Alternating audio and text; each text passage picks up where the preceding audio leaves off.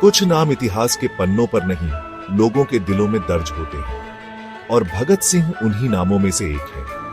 23 साल की उम्र में जब लोग जिंदगी की शुरुआत करते हैं, उन्होंने मौत से आंख मिलाकर कहा था, अगर मेरी सोच मर गई तो मेरा जीना भी बेकार था। लेकिन इस वीडियो में हम गोली, बम या कोर्ट की बात नहीं करेंगे। आज हम जानेंगे उस विचार को जो उन्होंने जेल की कोठरी में गढ़ा, वो विचार जो एक राष्ट्र को हिला सकता था और आज भी हिला सकता है।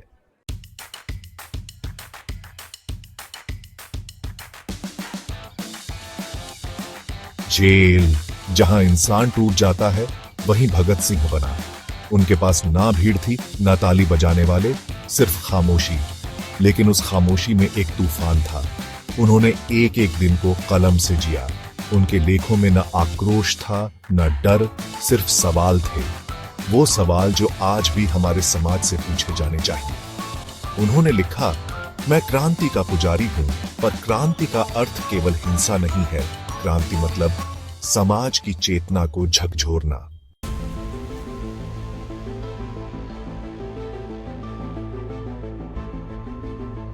वो जेल में किताबों को पढ़ते नहीं थे, जीते थे। Lenin, Tolstoy, Marx, Rousseau, Vivekananda सब उनकी मेज पर थे। लेकिन भगत सिंह ने सिर्फ पढ़ा नहीं, उन्होंने इन विचारों को भारत की जमीन पर ढाला। उन्होंने लिखा, आजादी सिर्फ सत्ता का हस्तांतरण नहीं, वो प्रक्रिया है जिससे आम इंसान को न्याय, शिक्षा और सम्मान मिले। उनके लिए असली आजादी तभी थी जब कोई भूखा न सोए, कोई धर्म के नाम पर न लड़े और कोई अमीर गरीब का भेद न हो।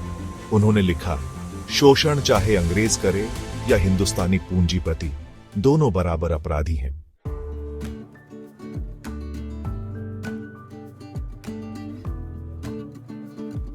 भगत सिंह ने खुद से सबसे बड़ा सवाल पूछा, क्या मैं ईश्वर को मानता हूं? और जवाब आया, नहीं। लेकिन यह विरोध नहीं था, यह विवेक था।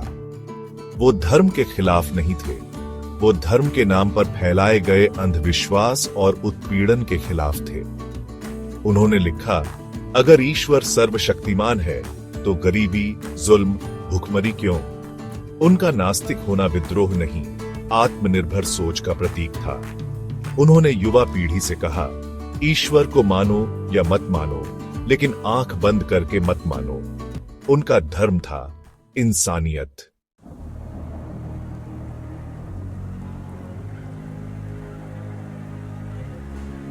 उन्नीस जेल के अंदर एक और क्रांति उठ खड़ी हुई, बिना हथियार, बिना नारे।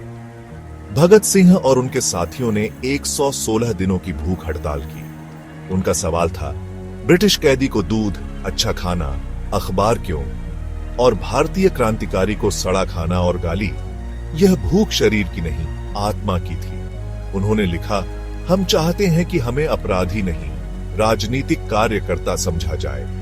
इस भूख हड़ताल ने न केवल अंग्रेजों को हिला दिया, बल्कि पूरे भारत को भी। क्योंकि ये लड़ाई सिर्फ भोजन की नहीं थी, यह सम्मान की थी।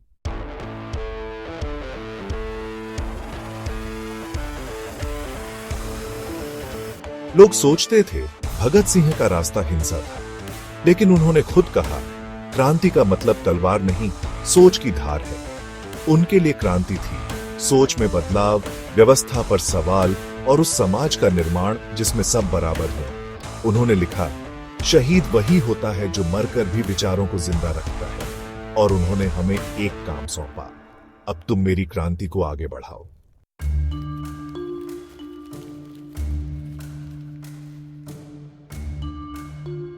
भगत सिंह की आखिरी लेखनी युवाओं के नाम थी।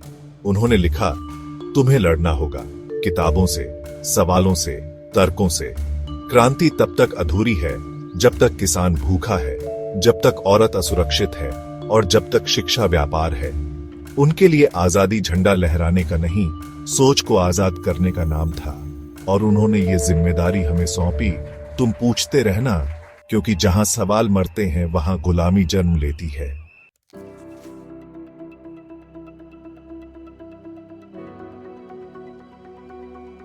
भगत सिंह की मौत नहीं हुई, वो हर बार जिंदा होते हैं जब कोई छात्र सवाल करता है, जब कोई गरीब हक मांगता है। जब कोई औरत अन्याय के खिलाफ खड़ी होती है। 23 साल की उम्र में उन्होंने जो लिखा वो आज 100 साल बाद भी उतना ही जिंदा है, क्योंकि ये सिर्फ पन्ने नहीं थे, ये लहू से लिखी हुई क्रांति थी। और आज वो जिम्मेदारी हमारी है। क्या हम उस क्रांति को आगे बढ़ाएंगे?